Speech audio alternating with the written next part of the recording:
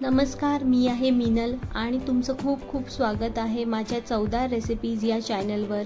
आज मी बनवणार आहे बाहेरून कुरकुरीत आणि आतून मसाला भरलेले बांगडे फ्राय। पण रेसिपी सुरू करण्याआधी माझ्या चॅनलला सबस्क्राइब करा व व्हिडिओ आवडला तर व्हिडिओला लाईक करा आणि तुमच्या मित्रमैत्रिणींसोबत शेअर करा। ही आहे आमची परसबाग आणि इथून मी एक केळीचं पान कापून घेत आहे बांगडे ठेवण्यासाठी।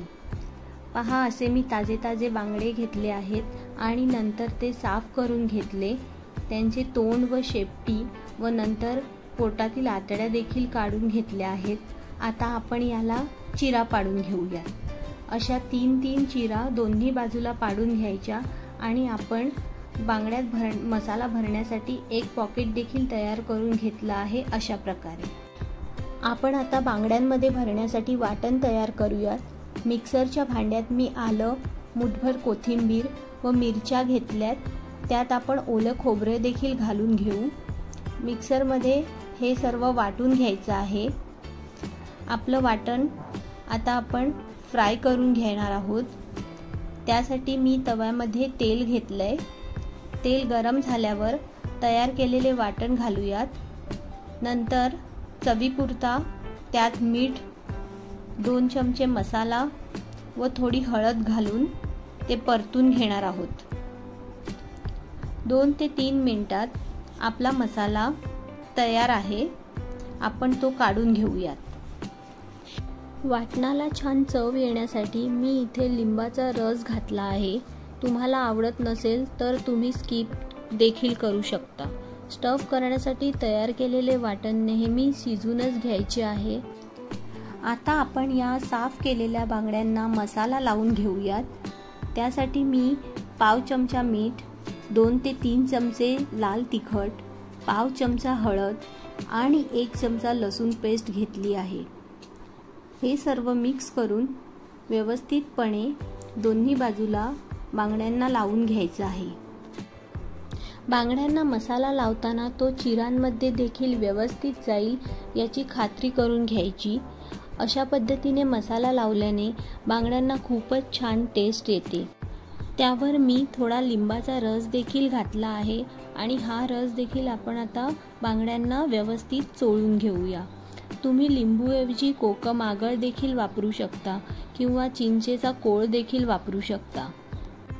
आता आपण बांगड्यांच्या आत तयार केलेला मसाला भरून घेऊयात। अशा पद्धतीने दाबून मसाला भरायचा आहे जेणेकरून तो फ्राय करताना निघू नये। अशा पद्धतीने मी एक करून सर्व बांगड्यांमध्ये हा आपला मसाला स्टफ करून घेणार आहे।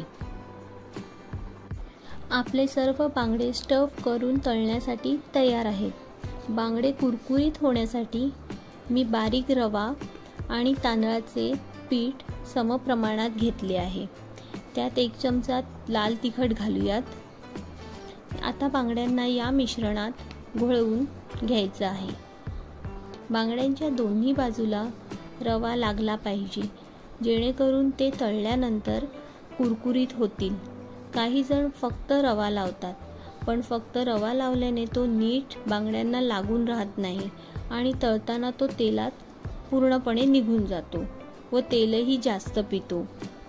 आपले सर्व बांगडे रवा आणि तांदळाच्या पिठाच्या मिश्रणात घोळून तयार आहेत तळण्यासाठी। आता मी तळण्यासाठी तवा ठेवला आहे आणि त्यात तेलही गरम करण्यासाठी घातले आहे। तेल कडकडीत गरम झाल्यानंतरच आपल्याला बांगडे तेलात सोडायचे आहेत। तेल थंड असताना जर कोणतीही मासळी तेलात सोडली तर ती तव्याला चिटकण्याची जास्त शक्यता असते। आपले बांगडे दुसऱ्या बाजूने पलटून घेऊयात। बांगडे तळण्यासाठी साधारणतः 7 ते 8 मिनिटे लागतात। पहा, एका बाजूने हे फ्राय करून झालेले आहेत। आता दुसऱ्या बाजूने देखील आपण 3 ते 4 मिनिटे फ्राय करायला ठेवूयात। आपले बांगडे फ्राय करून तयार झाले आहेत। ते आपण केळीच्या पानात काढून घेऊयात। पहा, किती टेम्पटिंग दिसतायत। तोंडाला पाणी आणणारे, बाहेरून कुरकुरीत व आतून मसाला भरलेले बांगडा फ्राय तयार आहेत। अशा पद्धतीने नक्की ट्राय करा आणि कशी झाली ते मला कमेंटमध्ये कळवा। व्हिडिओ आवडला असेल तर लाईक करा, शेअर करा आणि चॅनलला सबस्क्राईब करायला विसरू नका. Bye bye.